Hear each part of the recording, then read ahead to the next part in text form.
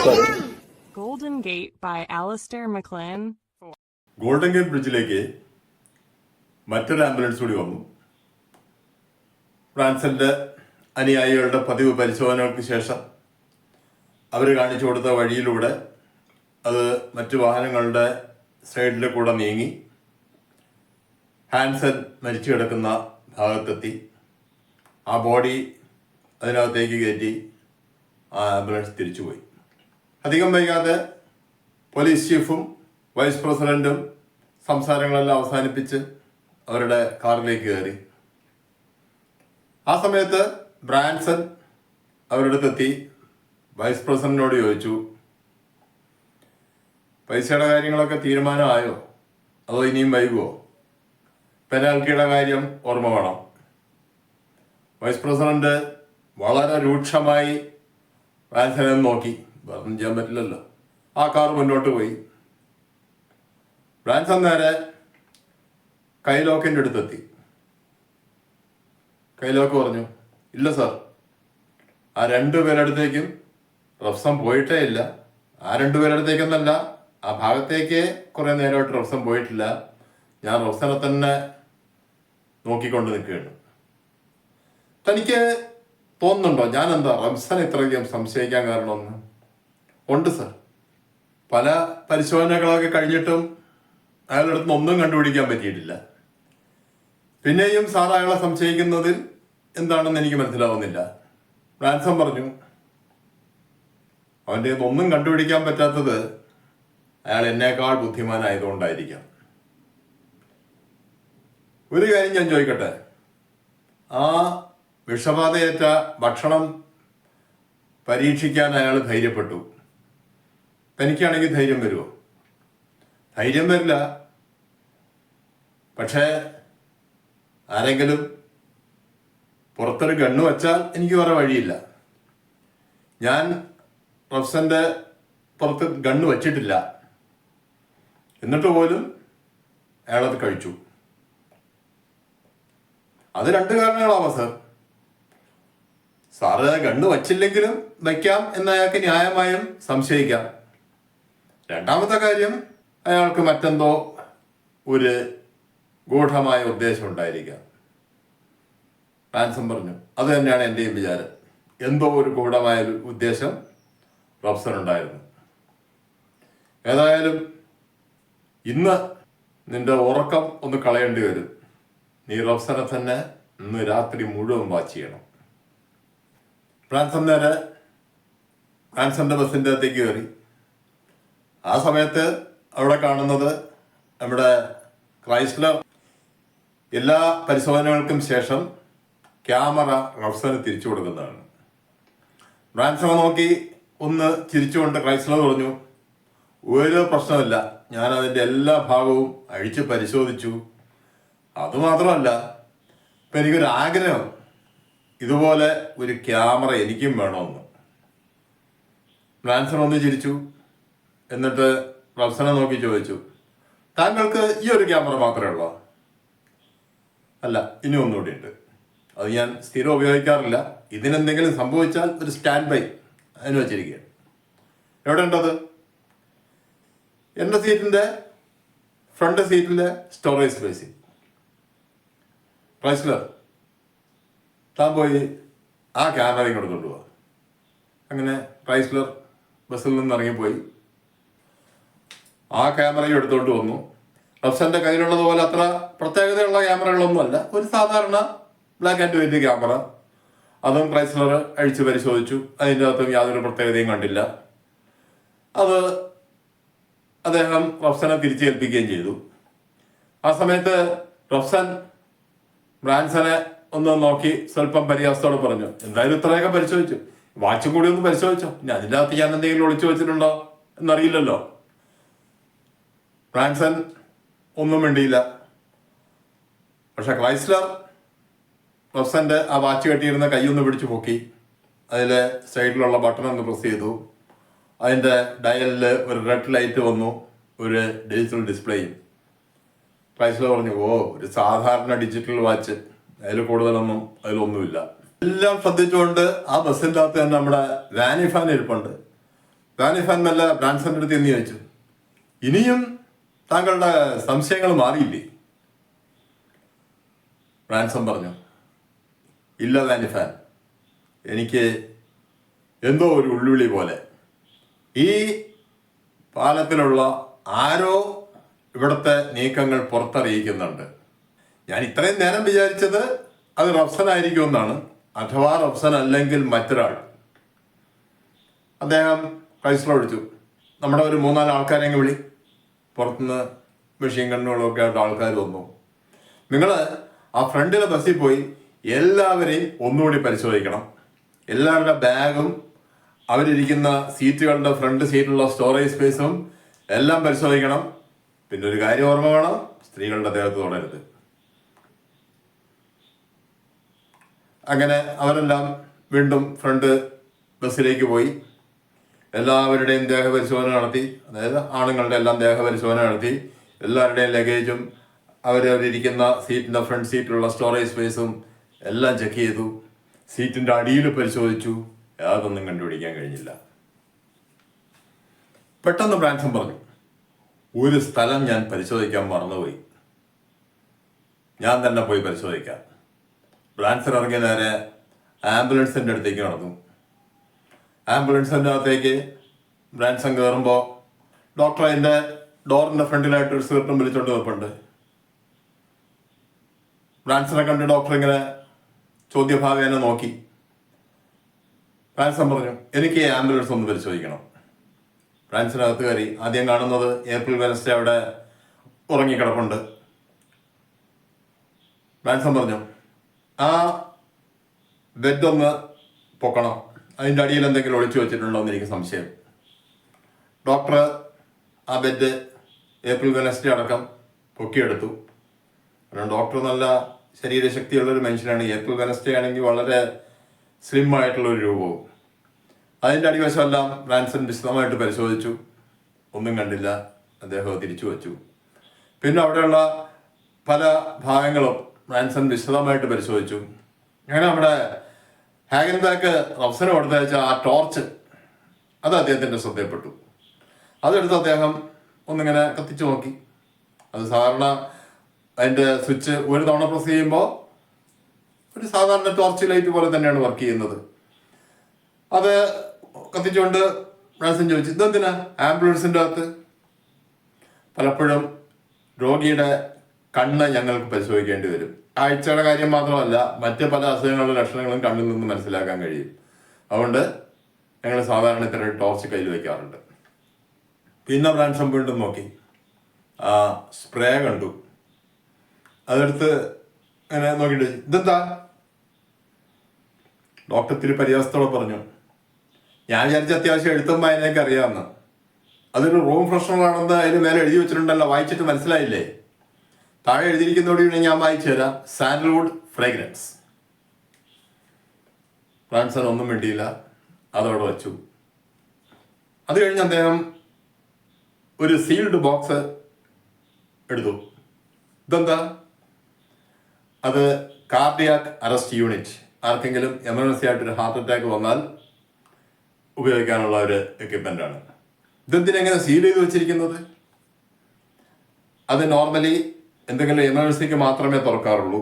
അതുവരെ അതിൻ്റെ അകത്തുള്ള എല്ലാ എക്യുപ്മെൻസും സ്റ്റെറിലൈസ്ഡ് ആയിരിക്കും. അത് ആരും തൊടാതിരിക്കാനാണ് അങ്ങനെ ചെയ്തിരിക്കുന്നത്. വാത്സന് സംശയം മാറുന്നില്ല. ഈ സീല് ഞാൻ പൊട്ടിച്ചാലോ? നിങ്ങൾ ചിലപ്പോൾ പ്രസിഡന്റിനെ കൊന്നു എന്ന് വരും. പ്രസിഡന്റിനെ ഞാൻ കൊല്ല്. അതെ, നിങ്ങൾ ആ സീല് പൊട്ടിച്ചാൽ അതിൻ്റെ അകത്ത് ഇപ്പോൾ സ്റ്റെറിലൈസ്ഡ് ആയിരിക്കുന്ന എക്യുപ്മെന്റ്സ് എല്ലാം ഡീസ്റ്റെറിലൈസ്ഡ് ആയിട്ട് മാറും. പ്രസിഡന്റിന് എന്തായാലും ഞാനിപ്പോൾ ആലോചിച്ചിട്ട് ഒരു ഹാർട്ട് അറ്റാക്ക് വരാനുള്ള സാധ്യതയുണ്ട്. അതെങ്ങനെ? രാവിലെ തൊട്ട് ഈ ടെൻഷനിലിരിക്കുകയല്ലേ, ആർക്കായാലും വന്നു പോകും. പ്രത്യേകിച്ച് ഒരു പ്രായമായ മനുഷ്യന് എന്തായാലും അതിനുള്ള സാധ്യതയുണ്ട്. അങ്ങനെ വരുമ്പോൾ ഈ ഡീസ്റ്റെറിലൈസ്ഡ് എക്യുപ്മെന്റ് ഉപയോഗിച്ചാൽ അത് പ്രസിഡന്റിന്റെ മരണത്തിന് കാരണമാകും. അങ്ങനെ താങ്കൾ കാരണം ചിലപ്പോൾ പ്രസിഡന്റ് മരിച്ചു വന്നിരിക്കും. പിന്നെ ബ്രാൻസൺ ഒന്നും വേണ്ടിയില്ല. ആ എക്യുപ്മെന്റോടെ വെച്ചു. ടോർച്ച് കയ്യിലെടുത്തു. നേരെ ആംബുലൻസിന്റെ ഫ്രണ്ടിലേക്ക് നടന്നു. ഡോർ തുറന്നു. ഡ്രൈവർ അതിൻ്റെ അകത്ത് ഇരിപ്പുണ്ട്. ഡ്രൈവറടുത്ത് പുറത്തിറങ്ങാൻ പറഞ്ഞു. ആ ടോർച്ചും കത്തിച്ചുകൊണ്ട് അകത്ത് കയറി ആ ഡ്രൈവർ ക്യാബിൻ മുഴുവൻ പരിശോധിച്ചു. ഒന്നും കണ്ടുപിടിക്കാൻ പറ്റിയില്ല. ഡ്രൈവറെ നോക്കി ബ്രാൻസൺ പറഞ്ഞു, എൻജിൻ ഹുഡ് ഒന്ന് തുറക്ക്. അത് US ഇംഗ്ലീഷാണ്. നമ്മൾ വാഹനങ്ങളുടെ ബോണറ്റ് എന്ന് പറയുന്ന ഭാഗം. ഡ്രൈവർ ഒരു ലിവർ വലിച്ചു, ബോണറ്റ് തുറന്നു. എൻജിൻ്റെ അകവും ബ്രാൻസൺ വിശദമായിട്ട് പരിശോധിച്ചു. സംശയിക്കത്തക്ക യാതൊന്നും കണ്ടില്ല. ഒന്നും മിണ്ടാതെ ടോർച്ച് തിരിച്ച് ഡോക്ടറെ ഏൽപ്പിച്ച് ബ്രാൻസൺ അങ്ങ് നടന്നുപോയി. അവിടെ എത്തിയപ്പോൾ വാനിഫാൻ ചോദിച്ചു, എല്ലാം പരിശോധിച്ചു. ഡോക്ടറുടെ ബോഡി ചെക്ക് ചെയ്തു. അപ്പോഴാണ് ബ്രാൻസൺ ആലോചിച്ചത്, ഡോക്ടറുടെ ബോഡി ചെക്ക് ചെയ്തില്ല. ഒപ്പം ബ്രാൻസന് മറ്റൊരു ചിന്ത വന്നു, എനിക്ക് ഇത്തിരി ടെൻഷൻ കൂടിയിട്ടുണ്ട്. കാരണം പുലർച്ചെ 3 മണി തൊട്ട് നമ്മൾ ബ്രാൻസനെ കാണുകയാണ്. വളരെ ആത്മവിശ്വാസത്തോടെ ശാന്തമായി സംസാരിച്ചിരുന്ന ബ്രാൻസന്റെ രീതികളൊക്കെ മാറി തുടങ്ങിയിരിക്കുന്നു. മനസ്സിലുള്ള ആ ഒരു ഉത്കണ്ഠയും ആകാംക്ഷയൊക്കെ പല പ്രവൃത്തികളിലും വ്യക്തമാവുന്നുണ്ട്. വാനിഫാൻ പറഞ്ഞു, ഡോക്ടറുടെ ബോഡി ഞാൻ പരിശോധിക്കാം. അതിനിടയിൽ അവിടെ രസകരമായ ഒരു സംഭവം നടന്നിരുന്നു. 2 പേനകൾ ഹാഗൻബാക്ക് പ്രത്യേകം റബ്സന് കൊടുത്ത് വെച്ചിരുന്നു, റെഡും വൈറ്റും. ബ്രാൻസൺ അവിടെ പരിശോധിക്കാൻ വരുന്ന സമയത്ത് ആ പേനകൾ കണ്ട പ്രശ്നമാണ്. കാരണം അതിൻ്റെ നോബൊന്ന് പ്രസ് ചെയ്ത റൈറ്റിൻ ടിപ്പല്ല പുറത്തേക്ക് വരിക, പകരം ഒരു പോയിസണസ് നീഡിലാണ്. അത് കണ്ടാൽ പിന്നെ എന്തായാലും ബ്രാൻസൺ കാര്യങ്ങൾ മനസ്സിലാക്കും. ആ സമയത്ത് ആ 2 പേനയും ഡോക്ടറുടെ പോക്കറ്റിലായിരുന്നു. അതുകൊണ്ട് ബ്രാൻസൺ ആ പേന കണ്ടിട്ടില്ല. വാനിഫാൻ ആംബുലൻസിന്റെ നേരെ നടന്നു വരുന്നത് ആംബുലൻസിന്റെ പുറത്ത് നിന്നുകൊണ്ട് റബ്സനും ബ്രാൻസനും കാണാൻ. ഡോക്ടർ മെല്ലെ പറഞ്ഞു, ഇനിയിപ്പോൾ എൻ്റെ ബോഡി പരിശോധിക്കാനായിരിക്കും വരുന്നത്. അദ്ദേഹം മെല്ലെ ആ 2 പേനകൾ പോക്കറ്റിൽ നിന്ന് പുറത്തെടുത്തു. റബ്സന്റെ പോക്കറ്റിൽ അത് കുത്തിവെച്ചു. റബ്സന്റെ മറവ് കാരണം വാനിഫാൻ ആ ഒരു രംഗം കണ്ടില്ല. അദ്ദേഹം ആംബുലൻസിൻ്റെ അടുത്ത് വന്നു, ഡോക്ടറുടെ ബോഡി എല്ലാം പരിശോധിച്ചു. സംശയിക്കത്ത ഒന്നും കിട്ടാതെ അദ്ദേഹം മടങ്ങിപ്പോയി. ഗോൾഡൻ ഗേറ്റ് ബ്രിഡ്ജിന്റെ സൗത്ത് എൻട്രൻസിന് പുറത്ത് നിർത്തിയിട്ടിരുന്ന പോലീസ് കമ്മ്യൂണിക്കേഷൻ വാനിൽ ആ സമയത്ത് ഒരു ചർച്ച നടക്കുകയാണ്. അവിടെ state secretary, treasury secretary, FBI chief Hagenbach, navy chief Newson, military deputy chief Carter, ഇത്ര ആൾക്കാരുണ്ട്. രാത്രി നേരമാണ്, നല്ല തണുപ്പൊക്കെ ഉള്ള സമയമാണ്. അപ്പോൾ തണുപ്പൊക്കെ മാറ്റാനായിട്ട് അവർ എല്ലാവരുടെ മുമ്പിലും ഓരോ ഗ്ലാസ്സിൽ സ്വല്പം ലിക്കറുണ്ട്. ആ വാനിൻ്റെ തന്നെ സൈഡിൽ മടക്കി വയ്ക്കാവുന്ന ഒരു ഷെൽഫ് ആ സമയത്ത് നിവർത്തി വെച്ചിട്ടുണ്ട്. അതിന് മുകളിൽ ഒരു കുപ്പി സ്കോച്ച് വിസ്കിയും, ഒരു കുപ്പി ഫ്രഞ്ച് ബ്രാൻഡി, പിന്നെ ഒരു കുപ്പി ജമൈക്കൻ റം. അതിൽ റമ്മും ബ്രാൻഡി ഏകദേശം ഫുള്ളാണ്. വിസ്കിയുടെ കുപ്പി ഏകദേശം പകുതി ഒഴിഞ്ഞിട്ടുണ്ട്. അപ്പം എല്ലാവർക്കും താല്പര്യം സ്കോച്ച് വിസ്കിയോട് തന്നെയാണ്. ആ സമയത്ത് പെട്ടെന്ന് അവിടെ ഫോൺ റിങ് ചെയ്തു. ടെലിഫോൺ ഓപ്പറേറ്റർ ഫോൺ എടുത്ത ശേഷം ട്രഷറി സെക്രട്ടറിയുടെ മുഖത്ത് നോക്കി, സാറിനാണ്. അദ്ദേഹത്തിന് ഫോൺ എടുത്തു. അല്പനേരം സംസാരിച്ചു. 1-2 ഓക്കെ എന്നുള്ള രീതിയിലുള്ള വാക്കുകൾ പറഞ്ഞു. ആ ഫോൺ വെച്ചു. തിരിച്ചു വന്നിരുന്നിട്ട് പറഞ്ഞു, ബ്രാൻസന് കൊടുക്കാനുള്ള പൈസ വാഷിങ്ടൺ ട്രഷറിയിൽ റെഡിയാക്കിയിട്ടുണ്ട്. പെട്ടെന്ന് അതിൻ്റെ ഡോർ തുറന്നു. നമ്മുടെ പോലീസ് ചീഫും വൈസ് പ്രസിഡന്റും കയറി വന്നു.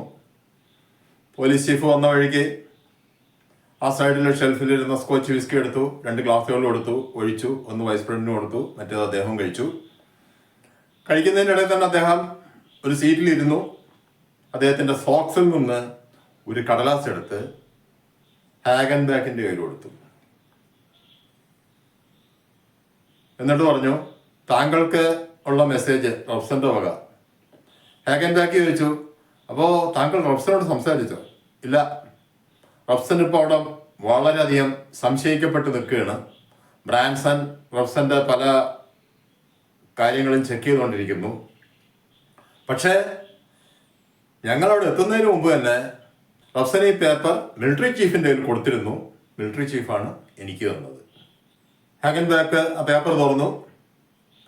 നമ്മൾ ഉച്ചയ്ക്ക് കണ്ട പോലെ തന്നെ കോഡ് ഭാഷയിലാണ് റഫ്സൻ എഴുതിയിരിക്കുന്നത്. ഹാഗൻബാക്ക് ടെലിഫോൺ ഓപ്പറേറ്ററോട് പറഞ്ഞു, ജേക്കബ്സിനെ വിളിക്കുക. ഉച്ചയ്ക്ക് നമ്മൾ കണ്ട ജേക്കബ്സ് വന്നു, ഡീകോഡ് ചെയ്യാനായി ആ പേപ്പർ വാങ്ങിച്ചുകൊണ്ട് പോയി. ആ സമയത്ത് പോലീസ് ചീഫ് പറഞ്ഞു, ഇന്ന് ബ്രിഡ്ജിൽ നടന്ന ആ ഒരു അനിഷ്ട സംഭവം അത് ആക്ച്വലി റഫ്സന്റെ കുഴപ്പമല്ല, ടോണിയുടെ കുഴപ്പമല്ല. അപ്പോൾ ഹാഗൻബാക്ക് ബാക്കി എല്ലാവരും ഇങ്ങനെ നോക്കി. പിന്നെ അത് ആ ഹാൻസന്റെ ആർത്തി. കാറ്ററിൻ മാൻ ചെന്ന് നിന്ന വഴിക്ക് അയാൾ ഒരു ട്രേ എടുത്തോണ്ട് ഓടി, വിശക്കുന്നു എന്നുള്ള ഒരു അറിയിപ്പോടെ. അതുകൊണ്ട് ടോണിക്ക് ഒന്നും ചെയ്യാൻ പറ്റിയില്ല. പിന്നെ അയാളുടെ പുറകെ വിളിച്ചു പോകാൻ പറ്റില്ലല്ലോ, ബാക്കിയുള്ളവർ സംശയിക്കില്ലേ. അങ്ങനെയാണ് ഇത്രയും സംഭവിച്ചത്. മാത്രമല്ല, സാധാരണഗതിയിൽ ഒരാൾ മരിച്ചു പോകുന്ന ഒരു അവസ്ഥ അല്ല അത്. പക്ഷേ നമുക്കെല്ലാം അറിയാമല്ലോ, പാലത്തിലുള്ളവർക്ക് അറിയില്ലെങ്കിലും ഈ ഹയർ ഓഫീസേഴ്സിന് അറിയാം, അയാൾ ഒരു ഹാർട്ട് പേഷ്യൻ്റാണ്. അതുകൊണ്ട് തന്നെ ഒരു ചെറിയ പ്രശ്നം മതി അയാളുടെ ആരോഗ്യത്തെ ബാധിക്കാൻ. എങ്ങനെയാണ് ആ സമയത്ത് ഹാഗൻബാക്ക് ഒന്ന് നമ്മുടെ ന്യൂസന്റെ മുഖത്തേക്ക് നോക്കി. ന്യൂസൻ നേരത്തെ ഒരു കമന്റ് പറഞ്ഞിരുന്നു, എടാ റഫ്സന്റെ ഒരു പ്ലാന്. അപ്പൊ ന്യൂസൻ പിന്നെ ഒന്നും മിണ്ടിയില്ല, സ്വല്പം ജാള്യത മറച്ചുകൊണ്ട് അങ്ങനെ ഇരുന്നു. കാട്ട്ലാൻഡ്, അതായത് നമ്മുടെ മിലിറ്ററി ചീഫ്, ഒരു കാര്യം കൂടി പറഞ്ഞു. അയാളുടെ പിസ്റ്റളൊക്കെ രാവിലെ തന്നെ മറ്റൊരു കൈക്കലാക്കിയിട്ടുണ്ട്. ഇവിടെ റഫ്സൻ നമ്മൾ കൊടുത്തയച്ച സയനൈഡ് പിസ്റ്റൾ അയാൾക്ക് കൊടുക്കാമെന്ന് പറഞ്ഞിരിക്കുകയാണ്. അപ്പോൾ ഡെപ്യൂട്ടി ചീഫ് കാർട്ടർ പറഞ്ഞു, മതി, ഇനി ഒന്നും പറയേണ്ട കാര്യമില്ല. മിലിറ്ററി ചീഫിനെ കുറിച്ച് ഏറ്റവും നന്നായിട്ട് അറിയുന്നത് ഡെപ്യൂട്ടി ചീഫിനായിരിക്കുമല്ലോ. രണ്ടാം ലോക മഹായുദ്ധകാലത്ത് അദ്ദേഹം ജർമ്മനിയിലും ഇറ്റലിയിലും കൊന്നൊടുക്കിയ ആൾക്കാരുടെ എണ്ണം ആർക്കും അറിയില്ല. ഇനി ഇങ്ങനൊരു ആയുധം കൂടി കയ്യിൽ കിട്ടിയാൽ പിന്നെ പറയാൻ വേണ്ട. ഈ സമയത്ത് ആംബുലൻസിന്റെ ഡോറിന്റെ അടുത്ത് നിൽക്കുകയാണ് റഫ്സനും ഡോക്ടർ ഓഹേറും. വാനമൊക്കെ ഇരുണ്ട് മൂടി വരികയാണ്. 7 നിമിഷവും ശക്തമായ മഴ ഉണ്ടാകാനുള്ള ഒരു ചാൻസ് ഉണ്ട്. മാത്രമല്ല, ചെറുതായിട്ട് മിന്നൽ ആരംഭിച്ചിട്ടുണ്ട്. ഡോക്ടർ പറഞ്ഞു, രാത്രി നല്ല മഴയും ഇടിയും മിന്നലും ഒക്കെ ആയിരിക്കും, നല്ല തണുപ്പുമായിരിക്കും. എന്തായാലും ആംബുലൻസിൻ്റെ അകത്ത് എൻ്റെ അടുത്ത് നല്ല വിസ്കിയും ബ്രാൻഡിയും സ്റ്റോക്ക് ഉണ്ട്, താങ്കൾക്ക് ഏതാ താല്പര്യം? റഫ്സൻ പറഞ്ഞു, ജിന്നുണ്ടാ. ഡോക്ടർ ഒന്നിങ്ങനെ റഫ്സനെ സൂക്ഷിച്ചു നോക്കിയിട്ട് പറഞ്ഞു, ജിന്നും ഉണ്ട്, അതാണോ കൂടുതൽ താല്പര്യം? അത് കൂടുതൽ താല്പര്യം ഉണ്ടായിട്ടല്ല, പക്ഷേ ഫുഡ് സ്പെഷ്യലിസ്റ്റ് ഡോക്ടേഴ്സിനോട് പറഞ്ഞിരുന്നു, ഞാൻ എന്തെങ്കിലും വിശേഷ ദിവസങ്ങളിൽ മാത്രമേ മദ്യപിക്കാറുള്ളൂ എന്ന് പറഞ്ഞിരുന്നു. ഇനിയിപ്പോൾ അവിടെ നിന്ന് ഇങ്ങനെ അവർ നോക്കുമ്പോൾ ഞാനിവിടെ ഈ കളറുള്ള ദ്രാവകം ഒഴിച്ച ഗ്ലാസും പിടിച്ചുകൊണ്ട് നിൽക്കുന്നത് കാണുമ്പോൾ അവർ മനസ്സിലാക്കി ഞാനൊരു കള്ളം പറഞ്ഞാണെന്ന്. അത് വേണ്ട, ഇതാകുമ്പോൾ ഞാൻ പച്ചവെള്ളം കുടിക്കുകയാണെന്ന് അവർ വിചാരിച്ചോളുമല്ലോ. ഡോക്ടർ ചിരിച്ചുകൊണ്ട് അകത്ത് പോയി ഒരു ഗ്ലാസ്സിൽ വിസ്കിയും ഒരു ഗ്ലാസ്സിൽ ജിന്നുമായി വന്നു. ഗ്ലാസ് മുട്ടിച്ചുകൊണ്ട് അവർ പരസ്പരം പറഞ്ഞു, ഹെൽത്ത്. കഴിച്ചുകൊണ്ടിരിക്കുമ്പോൾ റഫ്സൻ ചോദിച്ചു, ഇനിയിപ്പോൾ നമ്മൾ കൂടുതൽ ദിവസം ഈ ബ്രിഡ്ജിൽ നിൽക്കേണ്ടി വന്നാലോ, ഇതുണ്ടോ? ഡോക്ടർ പറഞ്ഞു, എൻ്റെ കാര്യം കുഴപ്പമില്ല, വിസ്കിയും ബ്രാൻഡിയും ഇഷ്ടം പോലെ ഉണ്ട്, താങ്കളുടെ സാധനം ആകെ ഒരു കുപ്പിയുള്ളൂ. അങ്ങനെ അവർ രസകരമായി ഒന്ന് എൻജോയ് ചെയ്ത് കഴിച്ചു. ഡോക്ടർ ചോദിച്ചു, ഒന്നുകൂടി? വേണ്ട, ഇന്ന് രാത്രി കുറച്ചധികം എനിക്ക് ചെയ്തു തീർക്കാനുണ്ട്. ഈ സമയത്ത് നമ്മുടെ കമ്മ്യൂണിക്കേഷൻ മാനിൻ്റെ ഡോർ തുറന്ന് ജേക്കബ്സ് അകത്ത് വന്നു. ഡീകോഡ് ചെയ്ത പേപ്പർ ഹാഗൻബാക്കിൻ്റെ കൊടുത്തു. ഹാഗൻബാക്ക് അത് ഉറക്കെ വായിക്കാൻ തുടങ്ങി. ഇന്നത്തെ രാത്രി വളരെ പ്രാധാന്യമുള്ളതാണ്. ആദ്യമായിട്ട് 11 മണിയാകുമ്പോൾ ബ്രിഡ്ജിൻ്റെ സൗത്ത് ഈസ്റ്റ് ഭാഗത്ത്, അതായത് നമ്മുടെ ലിങ്കം പാർക്കിൽ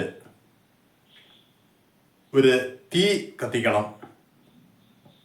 അതിന് പെട്രോളും പഴയ ടയറുകളും ഉപയോഗിച്ച് നല്ല ആളി കത്തുന്ന രീതിയിൽ തീ ഉണ്ടാക്കണം. എല്ലാവരും ഇങ്ങനെ അമ്പരന്ന് കേൾക്കുകയാണ്. ഞാൻ നിങ്ങൾ തന്നയച്ച ആ ടോർച്ച് ഉപയോഗിച്ച് അപ്പുറത്ത് കാത്തു നിൽക്കുന്ന FBI ഒരു സിഗ്നൽ കൊടുക്കുമ്പോൾ ഈ തീ അണയ്ക്കണം.